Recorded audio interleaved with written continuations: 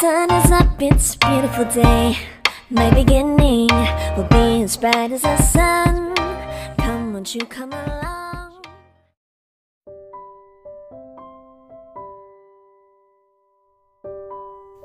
서린의 정원입니다. 오늘은요, 제가 지난번에 온라인으로 구매한 분재용 국화인 백봉과 그리고 폼 국화를 심으려고 합니다. 분재용 국화인 여기 사진으로 나오는 요 아이가 바로 백봉인데요.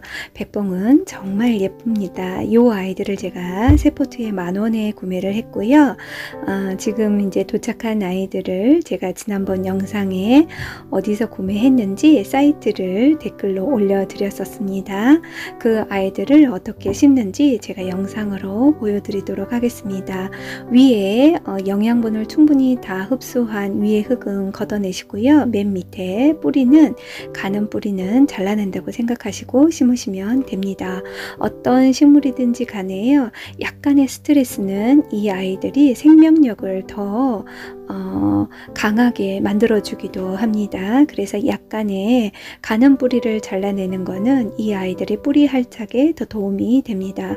너무 많은 스트레스를 받게 되면 이 아이들이 죽을 수도 있긴 한데요.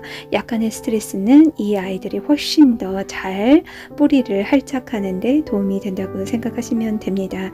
그래서 농작물 중에 고추를 심을 때도 그러거든요. 고추 같은 경우에도 뿌리를 많이 건드려 주고 난 다음에 심게 되면 고추가 훨씬 더 잘 자라는 그래서 꼭 고추를 심을 때에는 밑에 가는 뿌리를 좀 잘라주시고 심는 경우가 있습니다. 그런 것처럼 이 아이들도 약간의 스트레스는 이 아이들이 훨씬 더 뿌리를 활착을 하는데 도움이 된다고 생각하시면 됩니다. 그리고 이제 얘가 가지고 있는 흙이 제가 보니까 모래 성분이 많이 가지고 있어서요. 물이 잘 빠질 수가 있어서 그거는 많이 건들지는 않도록 하겠습니다. 요 세 번째 아이도요. 위에 흙은 걷어내 주시고요. 밑에 있는 뿌리는 가는 뿌리는 걷어낸다고 생각하시면 됩니다. 가는 뿌리는요. 건들게 됐을 때 잘라내게 되면 물과 영양분을 흡수하는데 더 빠르게 흡수가 될 수 있도록 도와주지요. 가는 뿌리에서 영양분을 흡수하다 보면 원 줄기에서 이 아이들이 영양분을 흡수할 때까지는 시간이 걸리기 때문에 그 시간을 단축시키기 위해서라도 가는 뿌리는 좀 잘라주신다고 생각하시면 됩니다. 여기에 있는 이쁜 백봉이 나중에 꽃이 피면 얼마나 예쁘겠어요. 저는 백봉이 너무 기대되는 아이들입니다. 요 두 포트는요. 제가 두 포트에 6,000원에 구매한 폼 국화입니다. 동그란 모양의 국화인데요. 많이 구경해 보셨었죠? 이 국화를 저는 분홍색을 두 포트 구매했고요. 이 아이들을 저희는 6,000원에 사이트에서 구매를 했습니다. 그 사이트도 제가 지난번 영상에 댓글로 남겨 놓았습니다. 이 아이도 동일하게 약간의 스트레스를 준다고 생각하시고 위에 거득은 걷어내시고 밑에 가는 뿌리는 떼주신다고 생각하시면 되고요. 이 아이도 동일합니다. 보니까 모래 성분으로 되어 있어서 이 아이들을 다 흙을 걷어낼 필요가 없는 것 같아서 약간의 스트레스를 주고 저희는 심도록 하겠습니다.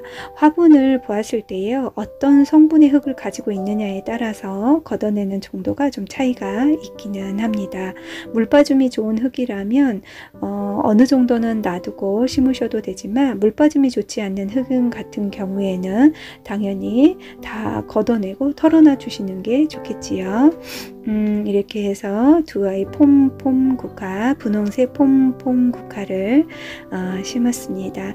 이 아이들은요. 일주일 동안에는 물을 충분히 주시는 게 제일 중요합니다.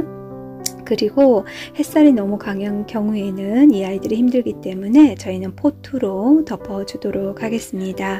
포트로 덮어주고 일주일 동안 물을 충분히 매일 챙겨주시는 게 아주 중요한데요. 이 아이들 같은 경우에는 노란 잎은 나중에 떼주시고요. 그리고 저는 적심이라는 거를 해줄 겁니다. 적심이라고 하는 거는요. 국화의 생장점을 떼주는 건데요. 적심을 하게 되면 이 아이들이 꽃이 정말 풍성하게 자라나게 됩니다.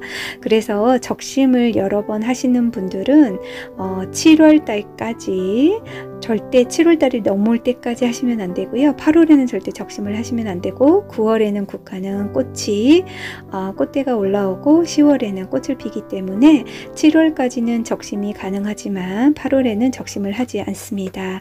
그래서 국화를 잘 키우시는 분들은 적심을 한 2번, 3번 하시는 분들도 있으신데요. 그러면 가을에 꽃이 필 때 풍성하죠.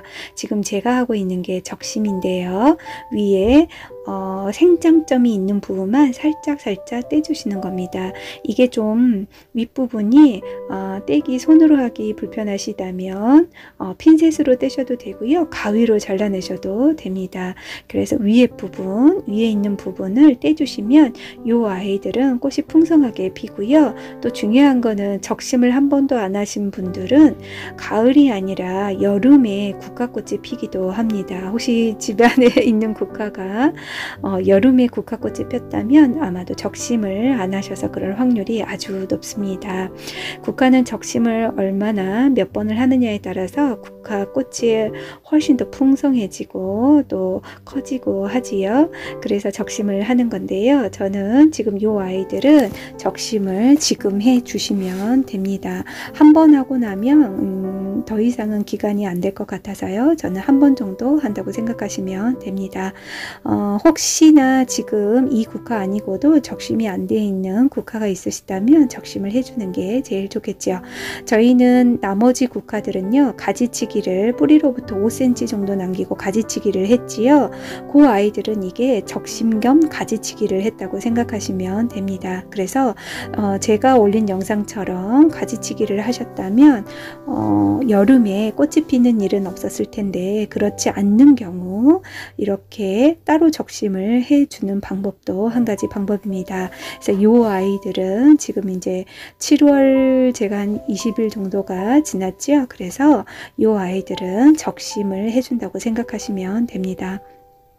이 영상은 조금 더 바로 만들어졌는데요. 제가 올리는 게 조금 일이 많아서 바로 올리지는 못했습니다. 그래서 보시고 난 다음에 혹시 심으셨다면 적심을 하시면 되고요. 그게 아니라면 적심을 이미 다 하셨다면 아주 잘하신 겁니다.